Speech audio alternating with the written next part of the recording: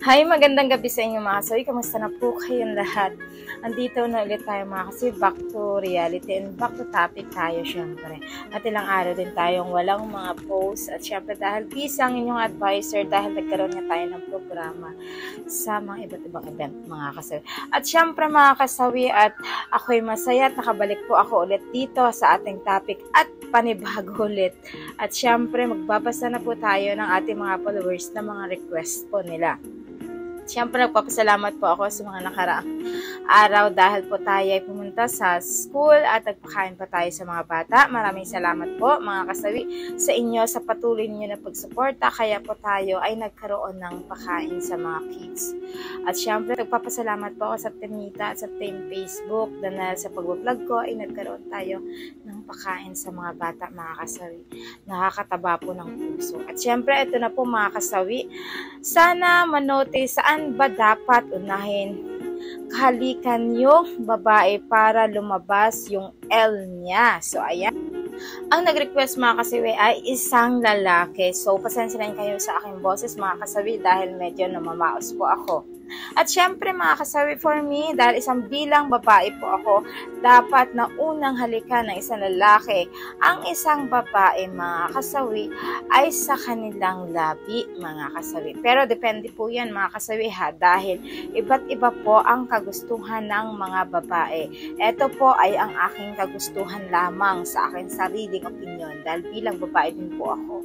Syempre kapag once kasi na isa ay hinahalikan ng isang lalaki ang isang babae sa pamamagitan ng labi ay napapalabas niyo yung L. Siyempre yung dahan-dahan pandampi ninyo sa aming mga bibig ay kami po ay nalalabas na namin yung L namin. Siyempre ang kasunod nun mga kasawi ay unti-unti nyo nang hahawakan yung aming mga siopaw mga kasawi. At siyempre alam niyo na yun, kapag once na hinawakan ang siopaw ng isang babae ay dahan-dahan ito na hinahalikan sa kanilang siopaw. At once na hinahalikan ito ng dahan-dahan, alam niyo ba ang mga kababaihan ay naku mga kasawi, sobra na silang nai-L kapag once na sila ay hinahalikan sa kanilang siopaw. At hindi lang yun mga kasawi, kapag once na hinahalikan na ang kanilang siopaw, kailangan mga kalalakihan kayo ay bumaba yan sa trono ng isang babae. Dahil kapag kayo ay bumaba sa kanilang trono, tapos unti-unti nyong hinahalikan ang labi ng mga babae dun sa ibaba, mga kasawi. Alam nyo ba ang mga kababaihan, eto ay magagalit ng bonggang-bongga. Sila na ay ma-el ng sobra-sobra dahil sa ginawa nyo na paghalik sa kanilang mga tilapia o nilang mga tilapia, mga kasawi. At syempre sabi ko nga sa inyo mga kasawi, ang mga kababaihan, hindi naman pare-parehas ang kanilang L. Meron naman na hinahalikan minsan sa batok, ayan, minsan hinahalikan sa tenga, minsan doon na kagad hinahalikan sa kanilang siopaw. Ang iba naman ay mas gusto nila na talagang, ayan mga kasawi, na hinahalikan kaagad yung kanilang mani. So depende yon sa mga kababaihan kung paano yung kiliti ng isang babae.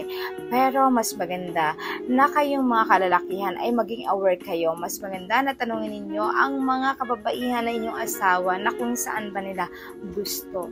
So kung nahihiya ang isang babae, mas maganda na unahin ninyo na halikan nyo muna sa lips ang isang babae para naman mas gentle nyo tingnan. At higit sa lahat, yung unti-unti ninyong hahawakan ng padahan-dahan pababa ang inyong mga asawa, mga kasawi. At hindi lang yun, talagang tiyak na magugustuhan ng isang babae kapag yun ang iyong ginawa sa kanya, kasi mas mapipil, mas mararamdaman nila ang inyong pagmamahal sa kanila kapag dinadahan-dahan niyo sa kanila.